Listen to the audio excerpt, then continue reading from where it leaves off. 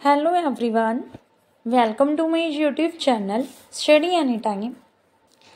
इस वीडियो ਵਿੱਚ मैं ਤੁਹਾਡੇ ਨਾਲ ਸਤੰਬਰ ਵਿੱਚ ਹੋਣ ਵਾਲੀਆਂ ਟਰਮ 1 ਦੀਆਂ ਪ੍ਰੀਖਿਆਵਾਂ ਦੇ ਲਈ ਗਣਿਤ ਵਿਸ਼ੇ ਨਾਲ ਸੰਬੰਧਿਤ ਜਮਾਤ 7ਵੀਂ ਦਾ ਇੱਕ ਪੂਰੇ ਪੇਪਰ ਦਾ ਹੱਲ ਸਾਂਝਾ ਕਰੂੰ।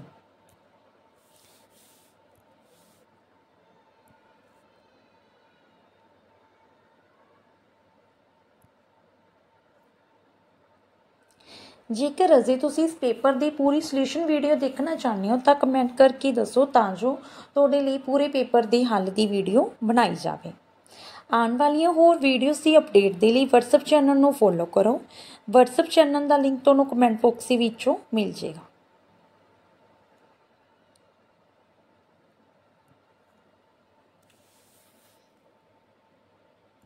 वीडियो नूं अपने फ्रेंड्स के नाल जरूर शेयर करो। Thank you।